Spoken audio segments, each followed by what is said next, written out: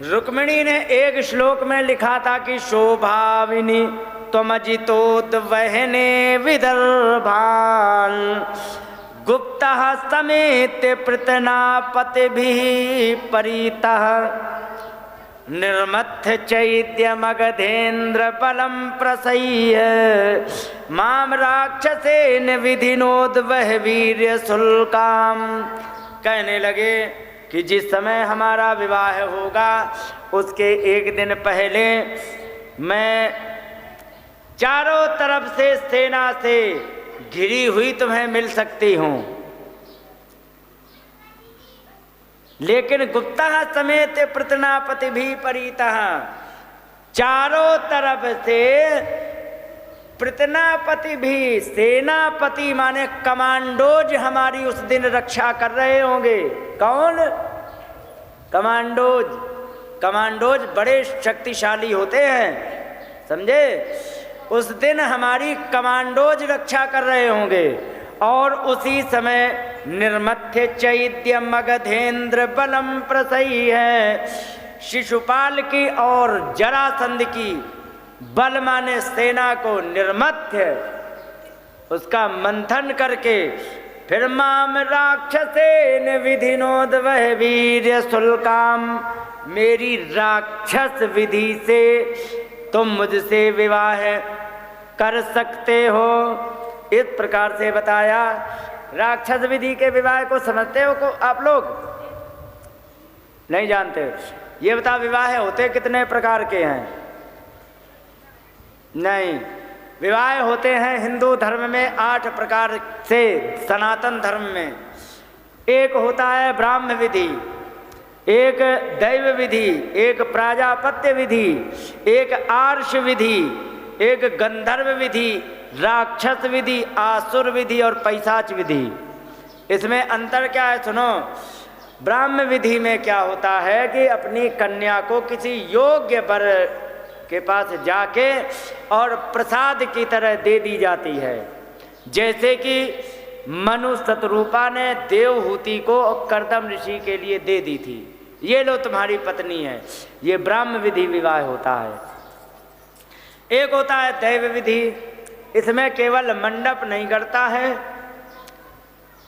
बाकी होता है काम, माला डाल दिया जाता है, विवाह हो जाता है। ये होता है दैव विधि। और एक होती है प्राजापत्य विधि।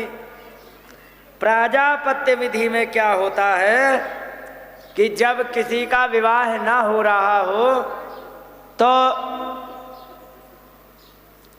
अपने परिवार को आगे बढ़ाने के लिए जब विवाह किया जाता है कि कैसी भी मिल जाए, काली पीली लंगड़ी लूली, अपना कम से कम परिवार आगे चल जाए, तो इस शर्त से विवाह किया जाता है। इसको प्राजापत्य विधि कहते हैं कि अपने हमारा वंश आगे चल जाए। एक होता है आर्ष विधि। आर्ष विधि में तुम सबका विवाह हुआ है। आर्ष विधि, इसमें तुम सबका विवाह हुआ है। तुम्हारे माता पिता, तुम्हारे ससुर जी, ये दोनों मिले थे आपस में, इनकी बातचीत हुई। तुम्हारे माता पिता ने उनको देखा था और उनके माता पिता ने तुम्हें देखा था, और इसके बाद बातचीत हुई कि हाँ ठीक है, अपना काम हो जाएगा, बात हो जाएगी, दो दान दहेज जो बात करी, और करने के पश्चात विवाह कर दिया। विवाह के पहले ना तुमने उनको देखा था ना उनने तुम्हें देखा था, विवाह हो गया था। हो गया था कि नहीं? देखा था मालूम मैंने तो गार्डन में देखा था।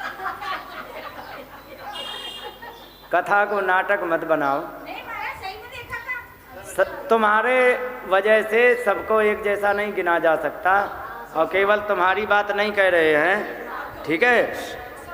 पुराने, हाँ, तुम्हें नहीं कह रहे हैं कि तुम्हारे साथ क्या हुआ वो बात अलग है, लेकिन प्रायः करके ऐसा होता है।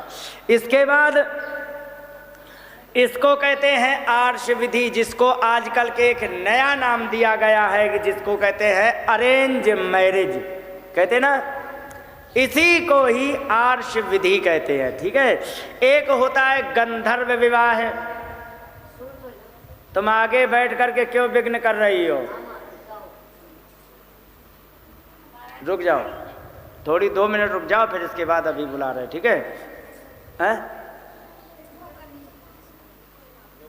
रुको तो थोड़ा, हम बताएंगे। एक होता है गंधर्व विवाह। गंधर्व विवाह आप लोग लव मैरिज किसने किसने सुना है? इसी लव मैरिज को ही संस्कृत में गंधर्व विवाह कहते हैं। एक होता है राक्षस विधि, जो रुक्मिणी माता कह रही कि माम राक्षसेन विधिनोद वह वीर्य शुल्काम, मेरा राक्षस विधि से विवाह होगा। राक्षस विधि को जानते हैं? भगा ले जाना, कौन कौन जानते? भगा के ब्याह करना, इसी को कहते हैं राक्षस विधि, ठीक है? एक और होता है जिसको कहते हैं आसुर विधि। आसुर विधि में लड़की के माता पिता को धमकी दी जाती है कि सुनो, यदि तुम प्रेम से विवाह कर रहे तो अच्छी बात है, नहीं तो हमारे डंडे में बड़ा जोर है, ब्याह तो हम कर ही लेंगे, सोच लो प्रेम से करोगे या डंडे से। तो फिर प्रेम से विवाह कर दिया जाता है, उसको कहते हैं आसुर विधि। एक होता है पैशाच विधि। पैशाच विधि में क्या है कि कहीं आक्रमण किया किसी, और आक्रमण करके परिवार को नष्ट कर दिया। राजा महाराजाओं के ज़माने में होता था, आक्रमण करके उनको नष्ट कर दिया। नष्ट करने के बाद कोई कन्या दिखी और सोची कि ये हमारे लिए या हमारे लड़के के लिए परफेक्ट रहेगी, और पकड़ लाए कन्या को, विवाह कर लिया। ये होती पैशाच विधि। ये 8 प्रकार के विवाह में उन्होंने जो कहा, तो उन्होंने कहा कि हमारा गंधर्व विधि से मेरा विवाह हो सकता है। गंधर्व विधि माने भगा के, और सच में भगा करके विवाह हुआ था कि नहीं। और यहाँ पर भगवान ने कहा कि ठीक है, आप पत्र लेके आए, चलो। ब्राह्मण को लेकर के पहुँच गए। बलराम जी भी आए, उन्होंने कहा कहाँ गए? कहीं कि पता नहीं कहाँ गए। तो उनको फिर बुलाया और कहा कि उन्होंने कि देखो अकेले चला गया है, वहाँ पर युद्ध हो सकता, सारे के सारे विरोधी, जरासंध हमारा विरोधी, शिशुपाल हमारा विरोधी, वहाँ पर जाके अकेले पहुँच गया। बैकअप भी नहीं साथ में लेके गया, सेना भी नहीं लेके गया है, वो भी पीछे से चल दिए। पीछे से चलने के बाद भगवान यहाँ जैसे ही आए, आ करके माता पिता से मिले, उनके बड़ा स्वागत हुआ, क्योंकि सब लोग चाहते थे कि रुक्मिणी का विवाह कृष्ण से हो। रुक्मिणी भी चाहती थी मेरा विवाह कृष्ण से हो। रुक्मिणी एक ऐसा खतरनाक था कि वो शिशुपाल से कराना चाहता था। बड़ा सुंदर स्वागत किया गया। भगवान फिर गांव में घूमे, गांव वाले कह रहे कि वाह, विवाह तो रुक्मिणी का हो रहा है शिशुपाल से, ठीक है, लेकिन यदि सच में कहा जाए तो यही वर रुक्मिणी के योग्य है। इस प्रकार से वहाँ पर आकर के अब बुला लो उनको, है कोई बुला लाओ। और इसके बाद बोलिए वृंदावन बिहारी लाल की जय। यहाँ पर दूसरा दिन हुआ, रुक्मिणी जी आई मंदिर में पूजा करने, और पूजा करने जैसे ही आई तो पूजा, अच्छा एक बात बताओ, पूजा करने मन लग रहा होगा कि नहीं? नहीं लग रहा होगा। क्यों? क्षण भर के अंदर काम होना है, वहाँ बैठ के प्रतीक्षा थोड़ी करनी है। स्पष्ट भागवत कहती कि कमांडोज रक्षा कर रहे हो जहाँ, तो वहाँ पूजा हो तुरंत निकल लो, विराजो, तुरंत वहाँ निकल लो, ये सिस्टम था। और ऐसे में उनका मन नहीं लग रहा था, तो उन्होंने क्या, माता के आगे पहुँच करके कहने लगी कि हे माता, नमस्ते तांबिके भीक्षणम स्वसंतान युताम शिवाम। हे माता पार्वती, हम तुम्हारे बालक बच्चों के सहित हम नमस्कार करते हैं। बालक बच्चों का नाम लेने का भी समय नहीं था, और सीता माता के पास समय था। उन्होंने खूब नाम ले लेके कहा, जय जय गिरिवर राज किशोरी ही, गिरिराज जी की बिटिया आपकी जय हो। जय महेश मुख चंद्र चकोरी, हे महेश के चंद्रमा रूपी मुख को देखने वाली चकोरी, तुम्हारी जय हो जाए। जय गजबदन शरानन माता, हे गणेश और कार्तिकेय जी की माता, आपकी जय हो। लेकिन इनके पास समय इतना कहाँ, नीचे सोच रही हैं कि वे आए कि नहीं आए, क्योंकि वहाँ रुकने का बिल्कुल समय नहीं है। यहाँ से हमारा पहुँचना, उनका आना हो, हम जैसे ही नीचे कदम रखें उसी में हाथ पकड़ के ले जाए तो ठीक। और क्षण भर का हेर फेर योजना पलट गई, सारा खेल मेल बिगड़ जाएगा। तो उनका मन पूरा वहाँ था। कह रहे कि हे अंबिके, तुम्हारे बालक बच्चों के सहित हम प्रणाम करते हैं। एक ही वाक्य में सबको लपेट लिया और आ करके उन्होंने पूजन किया। पूजन करके वे नीचे आईं और जैसे ही ये आई नीचे, इतने में क्या हुआ वहाँ पर कि यहाँ पर भगवान ने रुक्मिणी माता का हाथ पकड़ा और ले गयो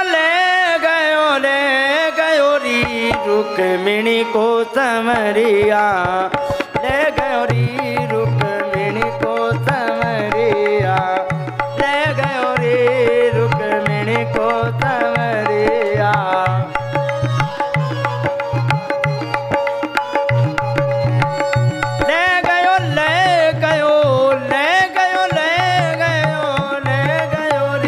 रुक्मिणी को समरिया, ले गयो री रुक्मिणी को समरिया, ले गयो री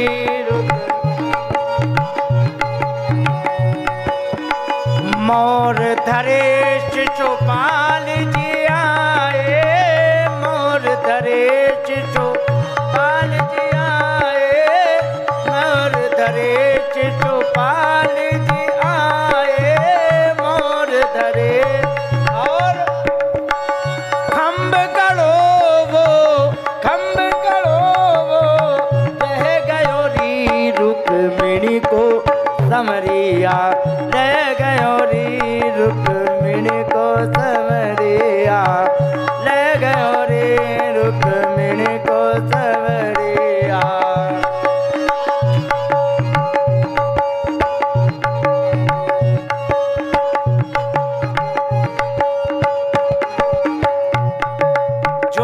कन्यादान करना चाहते हैं, अब आप कन्यादान करेंगे और आप हाँ ये वहाँ पर नीचे रख देंगे जल और रोली।